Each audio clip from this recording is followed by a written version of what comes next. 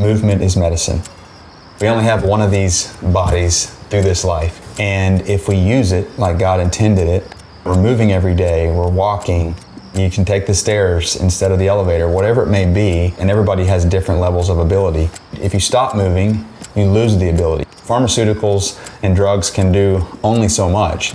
But yes, stewarding this body and moving it, it's just something as simple as walking 30 minutes every day. Just get out, go in the street that you live on, walk down the street for 30 minutes. We were made to move. Hi, my name is Colby. I'm a Christ follower, husband to Stacie, dad to Bryce, Colby, and Caleb, and physical therapist for the last 20 years. I played college football at Louisiana Tech in Ruston, Louisiana, and I saw the value of our athletic trainers, our physical therapists, and how closely they worked with the athletes, helping to build them back up after an injury or during a recovery period after a game or a practice. I thought that would be a great way to stay close to athletics, but also help people rebuild themselves. What I do now, working with patients after surgery, it's great to work with someone at a very vulnerable time. They just had this big life event as far as a joint replacement or a back surgery. So it's been great for me and very satisfying to help people in that low point, give them hope, give them something to look forward to as far as the therapy, the exercise, the rebuilding, and to show them that with enough work and with enough time, they can make that progress through this process.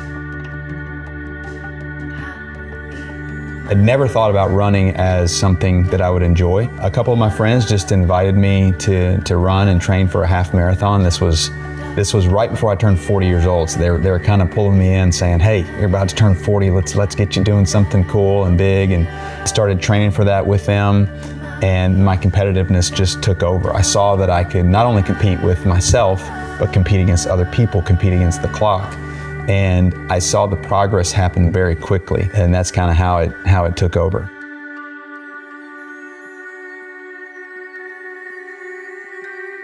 It's a delicate balance because time is the most valuable asset we have, and not spending enough time with your family has consequences. Not spending enough time at work with patients has its consequences. So it was a job to basically figure out how to balance all this.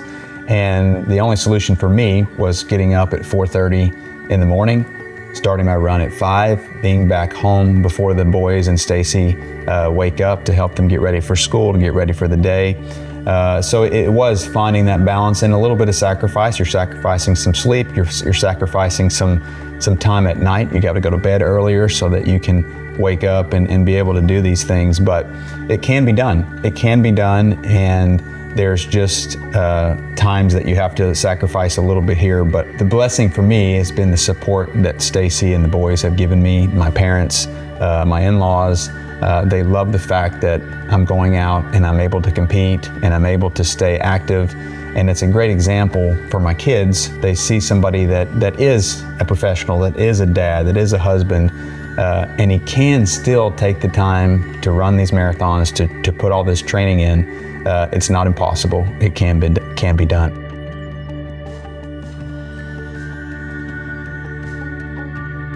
The goal, there's a couple of them. The first one is to finish the 6 major marathons. Now there's 7. I've completed New York City, Chicago, Boston, Berlin, and London, Tokyo, and Sydney, Australia are still out there. So that's one goal. The next goal, as I'm 45 years old today, is to be the fastest 50-something-year-old in the United States. I think it's hard to continue to get faster as you get older, but that's what I want to do. I want to continue to sign up for these marathons and get faster every time, and be in that elite category as I get older and approach my 50s. You can do anything with the hard work and the mindset, and that's something that I tell my boys, and it's kind of a maybe overused saying sometimes, but to do hard things. Don't choose the easy way out for everything. Choose something hard, go work hard, tackle it, and you're better for it. And I think that's a huge lesson for all of us, but I'm so very, very blessed that I get to model that for my boys, because they know that hey, Dad's not going to shy away from doing something hard. He does it every day. I was taught at a young age by my dad that great things can only happen through hard work. Nothing is given to us, especially in athletic events or competitions. You have to work harder than everybody else if you want to get the result that you're looking for. It doesn't just happen. You can't just roll out of bed and do it. You have to put in the work.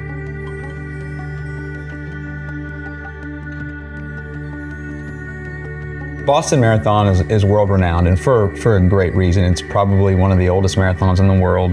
It is hard to get into. It's one of the only marathons that you have to qualify for with a very strict time to compete. You have to complete that in another marathon to qualify for Boston. And so when I first started running, I ran a few half marathons and signed up for my first marathon here in Fort Worth, Texas. And here's a guy who hasn't run one marathon, and I'm saying I want to go run Boston. And I had people kind of laugh at me for that because they know that running a marathon is not easy, and then let alone getting into something like Boston. So I ran the Cowtown Marathon in 2020, right before COVID. And without really having a lot of knowledge about the sport, I did qualify for Boston for my age, for a 40-year-old. And once it came time for me to go, I started to learn more about the history of the race and how incredibly blessed I was to be able to go compete, because there's a lot of runners that just don't get that chance.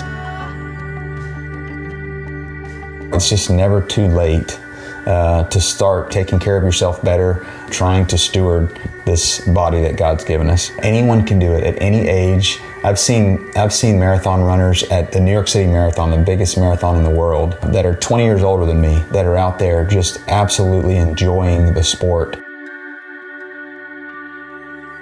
Together we're more. The thing I would tell people is that life is hard. I've never met any person, whether it's one of my patients, one of my friends, somebody that I run with, even kids. I've never met anybody that's not going through something. I think that leaning on the people around you, having a community, we're not meant to do life alone, whether that's just other families, whether that's a running group, whether that's a group of professionals that are like-minded with you, but people that can circle around you, people that can pray for you, people that can lift you up. I think that that's so important, that togetherness for this life, rather than trying to go through alone.